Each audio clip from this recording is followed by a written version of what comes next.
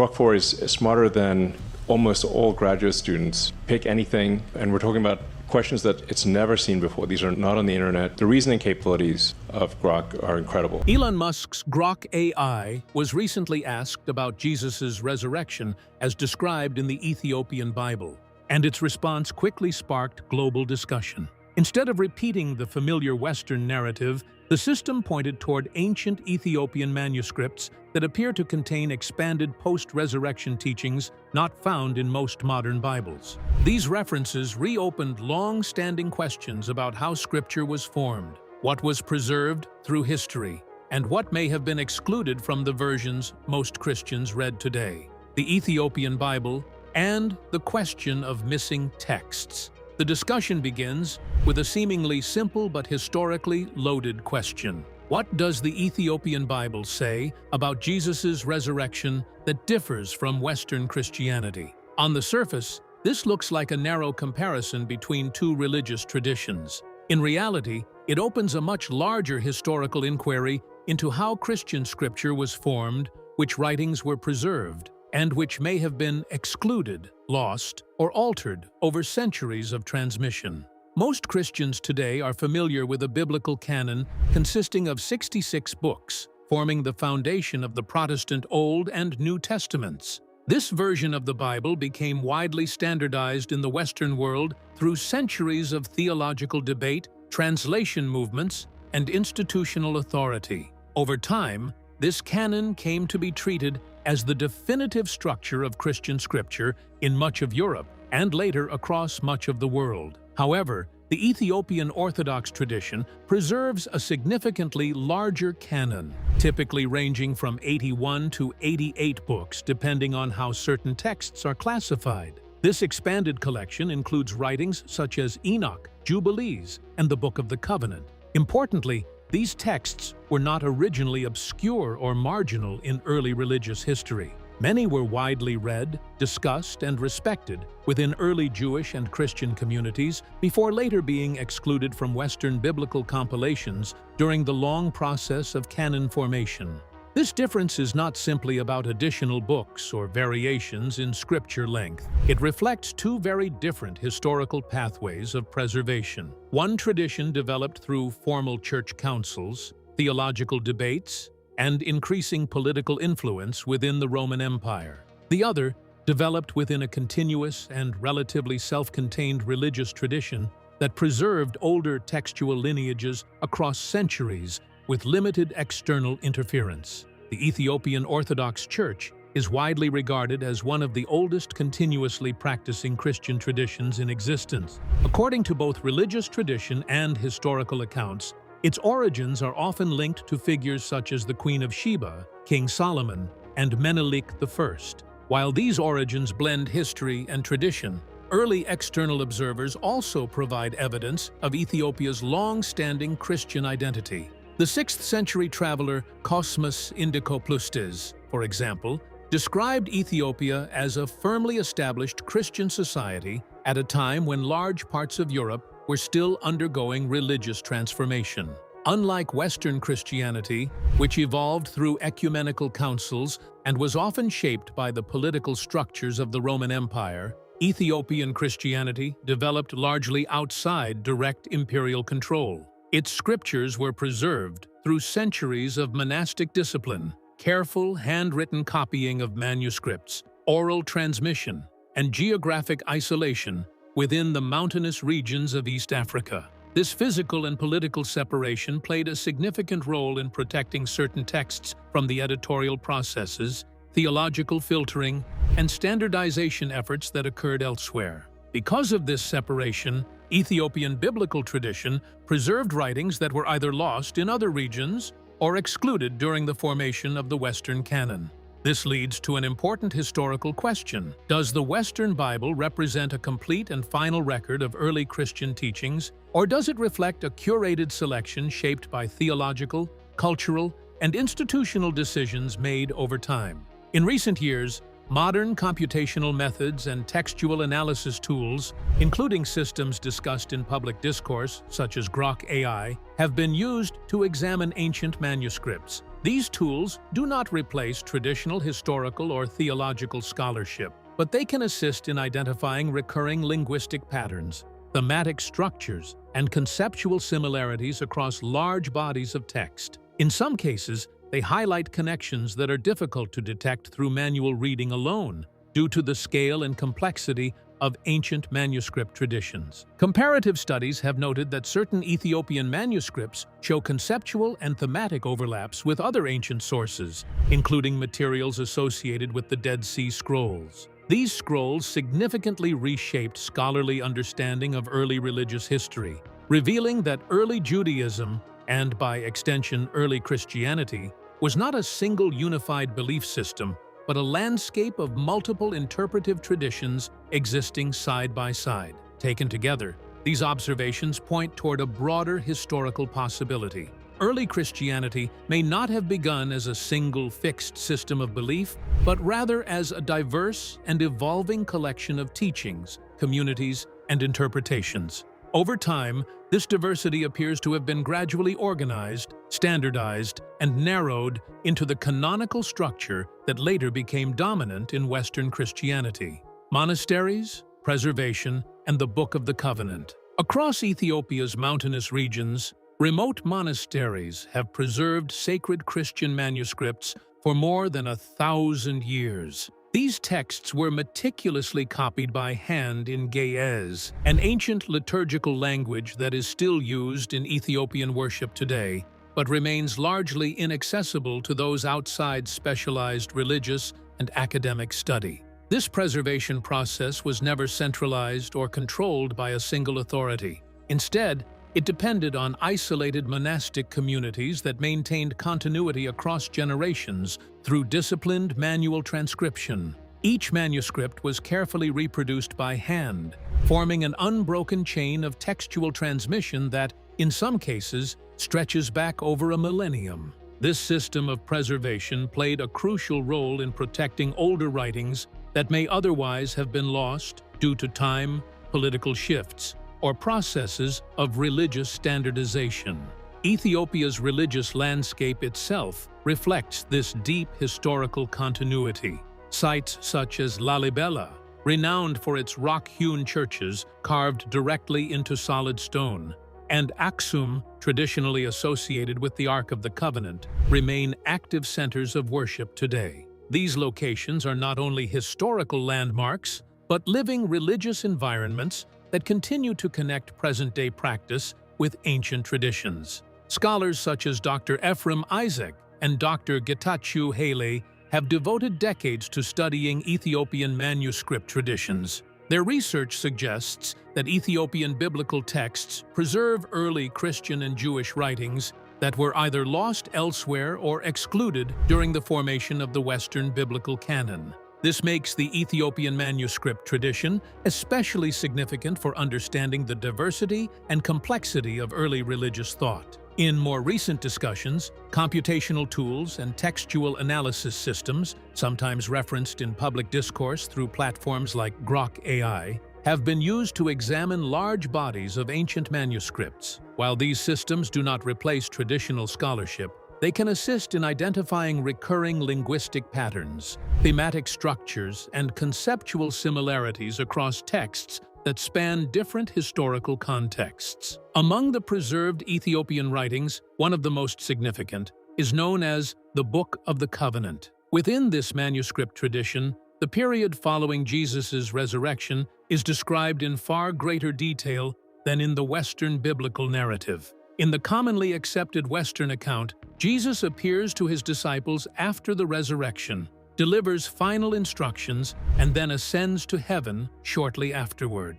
The emphasis is placed primarily on the resurrection event itself, with relatively limited detail regarding the extended post-resurrection period. In contrast, the Ethiopian account expands this timeline. Jesus is described as remaining with his disciples for a longer period, during which he teaches more extensively about spiritual principles, communal life, and the responsibilities of believers after his departure. The focus shifts from a brief appearance to a sustained period of instruction, emphasizing how spiritual communities should function moving forward. In these texts, Jesus is portrayed with strong authority and clarity, repeatedly emphasizing that spiritual truth is not something restricted or controlled by institutional systems or hierarchical structures. Instead, it is presented as something accessible through direct inner connection with the divine. This interpretation reshapes the understanding of faith itself. Rather than being primarily mediated through external authority, rituals, or institutions, spiritual understanding is framed as an internal and personal experience. Across multiple Ethiopian manuscripts, this idea remains consistent. Spiritual truth is not solely transmitted through institutions, but ultimately realized within the individual. Warnings, spiritual teachings, and the nature of reality. Within a collection of texts associated with early Ethiopian Christian tradition, there are recurring passages that serve as warnings about how spiritual teachings may change over time. These writings describe a gradual process in which religious messages are not always preserved in their original intent, but are instead reshaped through history for different purposes, sometimes tied to power, wealth, and institutional influence rather than pure spiritual guidance. In this framework, religious leadership can shift away from its original meaning. Figures who appear to represent faith may, over time, become more focused on status, authority, or material benefit. The texts emphasize that outward appearances, such as titles, formal religious clothing, or positions within structured institutions, do not necessarily reflect true spiritual alignment. Instead, authentic leadership is measured through moral action, especially in how individuals treat those who are poor, vulnerable, or socially marginalized. A consistent ethical warning found in these writings is that when religious leaders accumulate wealth while their communities suffer, it may signal a separation from genuine spiritual truth. This idea places responsibility not only on followers, but also on leadership structures, suggesting that spiritual authenticity must be reflected in lived behavior rather than public image. Humility is another central theme that appears repeatedly. Those who practice their faith quietly, without seeking attention, recognition, or authority, are often described as being closer to spiritual truth than those who actively pursue visibility. This perspective directly challenges hierarchical systems by shifting the focus from institutional position to inner moral integrity. It is within this broader context that modern computational analysis, sometimes discussed in relation to systems like Grok AI, has drawn attention. In examining large bodies of translated manuscript material, Grok-style pattern recognition has been described as highlighting thematic consistencies across Ethiopian texts that align with broader ancient religious traditions. While such tools do not replace historical or theological scholarship, they can help surface connections across vast textual datasets that may otherwise remain scattered across academic fields. Beyond ethical instruction, these manuscripts also present a deeper cosmological worldview. They describe creation as involving two opposing principles, one aligned with truth, light, and divine order, and another associated with pride, distortion, and illusion. This second force is portrayed as shaping a world that appears coherent on the surface, but is internally fragmented in its spiritual reality. In this interpretation of existence, human life is not presented as purely material or purely spiritual, but as a mixture of both, where truth and illusion exist side by side. The central purpose of spiritual development is described as awakening, the gradual recognition of a deeper reality that exists beneath visible structures. This includes the idea that divine presence is not distant or external, but hidden within creation itself. In these accounts, Jesus is portrayed not only as a redeemer of sin, but also as a figure who awakens individuals from spiritual forgetfulness. His teachings are framed as guidance toward internal awareness rather than exclusive dependence on external systems. Spiritual truth, in this sense, is something to be realized internally rather than only received through institutional mediation. Researchers such as Dr. Ralph Lee of the University of Cambridge have pointed out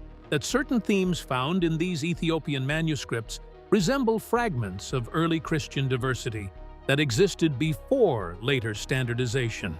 According to academic discussions in this field, early Christianity may have contained a wider range of interpretations and theological expressions than what eventually became the dominant Western canon. When viewed through both historical scholarship and modern analytical tools like Grok, AI-assisted pattern recognition, these texts contribute to a broader question that continues to be debated. How much of early spiritual diversity was preserved, and how much was gradually shaped or excluded during the formation of standardized religious scripture? Ultimately, these writings do not provide simple answers. Instead, they present layered perspectives on authority, spirituality, and reality itself, inviting continued examination of how religious traditions evolve across time, geography, and institutional influence. The final prophecy and why Grok AI's response feels haunting. Among the most frequently discussed sections identified through Grok AI's textual analysis is what Ethiopian tradition refers to as a final prophecy attributed to Jesus after the resurrection. Unlike modern interpretations of prophecy as precise predictions of future events, this passage is better understood as a long-range description of how spiritual life and religious expression evolve across generations. The central theme of this tradition is gradual transformation. It describes a slow but steady shift in the way faith is lived and expressed. Over time, qualities such as love, sincerity, and inward devotion are said to diminish, not disappear instantly, but fade as external structures become more dominant. In this framework, worship increasingly shifts away from inner experience and becomes more performative, focusing on visible rituals, public expression, and formalized religious practice. As this process continues, religion itself becomes more organized and institutionally defined. Structures expand, leadership systems become more complex, and ceremonies become more elaborate and widely attended. On the surface, this growth appears to reflect strength and stability. However, within the text's interpretation, this outward expansion is paired with a quieter internal decline. The deeper spiritual message is described as becoming less central, less personal, and less directly connected to lived transformation. A major element of this prophecy is the widening gap between appearance and essence. Religious expression becomes more visible and polished, yet its internal meaning is described as weakening. In other words, the outer form of faith remains intact or even grows, while the inner substance becomes less emphasized. Another key reversal presented in these writings concerns authority. Those closest to spiritual truth are not necessarily the most powerful, recognized, or institutionally elevated individuals. Instead, they are often described as humble, unnoticed, and quietly faithful people who do not seek status or public recognition. This inversion challenges conventional assumptions about leadership by suggesting that visibility and authority are not reliable indicators of spiritual depth. This is one of the reasons why modern interpretations of Grok AI's analysis have been described by some readers as haunting. The system itself does not generate theological doctrine or introduce new religious claims. Instead, it organizes and cross-references existing fragments of ancient manuscript traditions. When viewed together, these fragments can appear to mirror modern religious, institutional, and social patterns in a way that feels unexpectedly direct. Importantly, these writings are not newly discovered or hidden in the modern sense. They are part of the Ethiopian Orthodox Christian tradition, one of the oldest continuously practiced forms of Christianity in the world. However, they have historically remained outside the Western biblical canon, which was formed through centuries of selection processes, theological debates, and institutional decisions about which texts were included or excluded. Within this context, Grok AI should not be viewed as a theological authority or an interpreter of spiritual truth. Instead, it operates as a computational tool designed to analyze large volumes of text and identify patterns within them. Its role is not to validate beliefs or provide doctrinal interpretations, but to detect recurring structures, themes, and linguistic connections across different manuscripts. When applied to historical or religious writings, its output highlights relationships that may already exist within the source material but are difficult to notice without large-scale analysis. From an academic perspective, this aligns with a broader historical understanding. Early Christianity was not a single unified system from the beginning. Instead, it consisted of multiple communities, oral traditions, writings, and interpretations that existed alongside one another. Over time, these diverse strands were gradually standardized, resulting in a more unified canon in certain branches of Christianity, particularly in the Western tradition. This leads to a deeper and still unresolved question that continues to be explored in historical and theological scholarship. If early Christian teachings existed in multiple forms and only some were selected into the mainstream canon, what does that imply about the completeness of the versions most widely known today? And just as importantly, what perspectives, teachings, or interpretations may still exist outside of that framework, preserved in traditions that followed a different historical path? Rather than providing a final answer, the final prophecy functions more as an invitation to reflection on how religious traditions evolve, how texts are preserved or excluded, and how modern tools like Grok AI can bring renewed attention to questions that have existed for centuries but were never fully resolved. And that brings us back to the title. Elon Musk's Grok AI was asked a question about Jesus' resurrection as it appears in the Ethiopian Bible, and instead of giving a simple or familiar summary, it surfaced a much broader and more layered picture of early Christian tradition. The response pointed toward texts, themes, and interpretations that exist outside the commonly known Western biblical canon, creating renewed attention around how different Christian traditions preserved Scripture over time. What made the reaction so intense is not necessarily the idea of new doctrine, but the contrast it highlights. It brings forward the reality that early Christianity was not a single uniform narrative from the beginning. Instead, it was a collection of communities, writings, and interpretations that developed differently depending on geography, history, and institutional influence. Whether the discussion is approached from a historical, theological, or analytical perspective, the impact comes from the same source. It encourages a re-examination of how Scripture was formed, which texts were preserved, which were excluded, and the reasons behind those decisions. In the end, the conversation is less about technology or AI itself, and more about history, how it is recorded, how it is interpreted, and how much of it remains outside the versions most people were taught. If this breakdown helped clarify the topic, consider liking, subscribing, and turning on notifications so you don't miss the next part of this series, because the deeper this subject goes, the more questions it raises. Thank you for watching.